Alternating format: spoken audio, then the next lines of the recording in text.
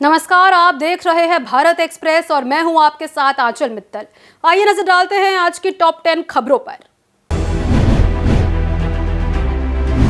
आज सुबह करीब 10:45 पर प्रधानमंत्री मोदी गुवाहाटी में एडवांटेज असम 2.0 निवेश और बुनियादी ढांचा शिखर सम्मेलन 2025 का उद्घाटन करेंगे।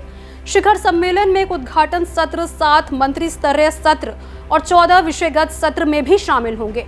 इसमें राज्य के आर्थिक परिदृश्य को दर्शाने वाली एक व्यापक प्रदर्शनी भी शामिल होगी, जिसमें इसके औद्योगिक विकास, वैश्विक व्यापार साझेदारी, तेजी से बढ़ते उद्योग और जीवंत एमएसएमई क्षेत्र पर ध्यान केंद्रित किया जाएगा, जिसमें 240 से अधिक प्रदर्शक शामिल होंगे। असम सरकार का प्रमुख निवेश शिखर सम्मेलन एडवांटेज असम 2.0 जो 25 से 26 फरवरी को आयोजित होगा, जिसमें विदेश मंत्री एस जयशंकर के नेतृत्व में 50 विदेशी राजदूत भी भाग लेंगे।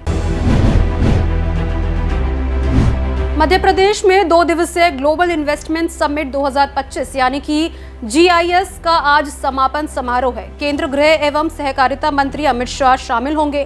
केंद्रीय मंत्री शाह की उपस्थिति में MP state cooperative diary federation limited और NDDB यानी नेशनल डायरी डेवलपमेंट बोर्ड के बीच MOU पर दोनों ही कंपनियों के अधिकारी हस्ताक्षर करेंगे। समिट में केंद्रीय आवास एवं शहरी कार्य मंत्री मनोहर लाल खट्टर भी 25 फरवरी को शामिल होंगे।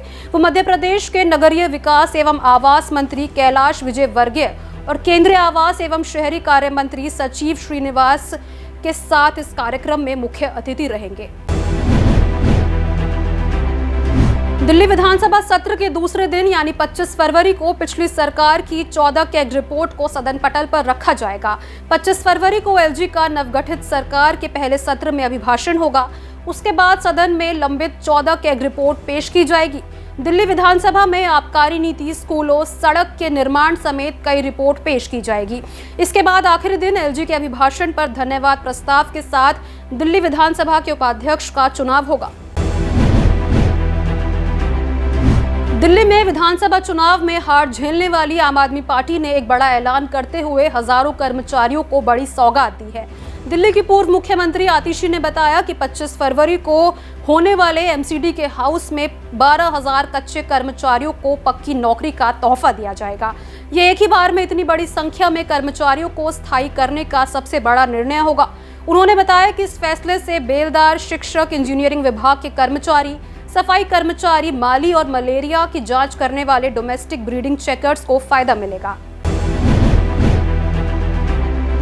25 फरवरी को संसद की संयुक्त समिति की अहम बैठक होगी, जिसमें एक देश एक चुनाव पर कानूनी विशेषज्ञ मंथन करेंगे। इसे लेकर जारी किए गए आधिकारिक नोटिस में कहा गया कि संविधान 129वां संशोधन विधेयक 2024 और संघ राज्य क्षेत्र कानून संशोधन विधेयक 2024 पर चर्चा के लिए गठित संयुक्त समिति की बैठक 25 फरवरी 2025 को संसद भवन NXC में आयोजित होगी। सूत्रों के अनुसार इस बैठक में कानूनी विशेषज्ञों के साथ गहन चर्चा की जाएगी।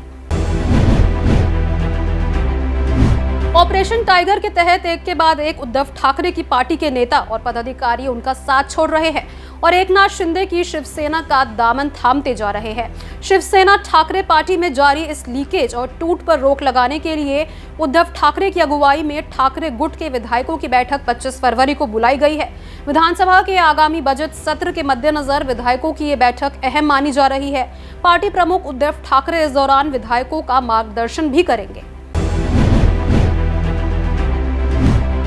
KPCC अध्यक्ष और कर्नाटक के मुख्यमंत्री DK शिवकुमार आज दिल्ली में लोकसभा में विपक्ष के नेता राहुल गांधी और AICC अध्यक्ष मल्लिकार्जुन खड़गे से मुलाकात कर सकते हैं। सूत्रों ने बताया कि दिल्ली दौरे पर आए DK शिवकुमार अपने दौरे के दौरान बेंगलुरु में रेस कोर्स रोड पर बनने वाले नए कांग्रेस भवन के शिलान्यास समारोह का निमंत्रण देंगे। इसके अलावा बताया जा रहा है कि राज्य के राजनीतिक घटनाक्रम पर भी चर्चा होने की संभावना है। इस दौरान वो केंद्रीय जल शक्ति मंत्री CR पाटिल से भी मुलाकात करेंगे और राज्य की सिंचाई परियोजनाओं पर चर्चा करेंगे।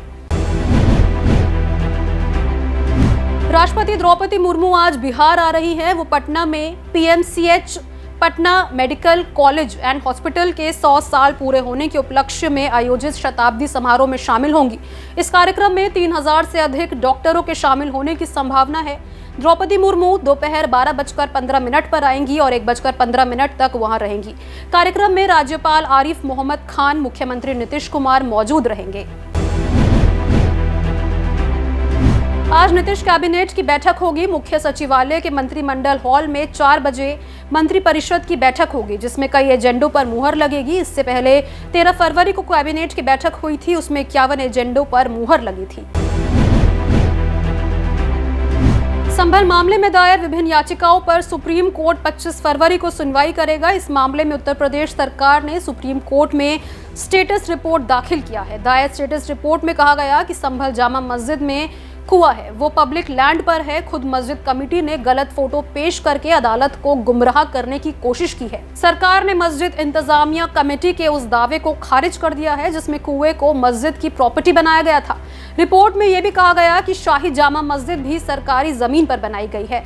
इसमें कहा गया है कि मस्जिद वाला कुआं उन 19 कुओं का हिस्सा है जिन्हें जिला प्रशासन की ओर से पुनर्जीवित किया जा रहा है।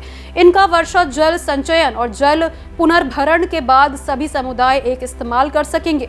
इन प्राचीन कुओं को दोबारा जीवित किया जा रहा है। ऐतिहासिक रूप से ये क्षेत्र काफी अहमियत रखता है।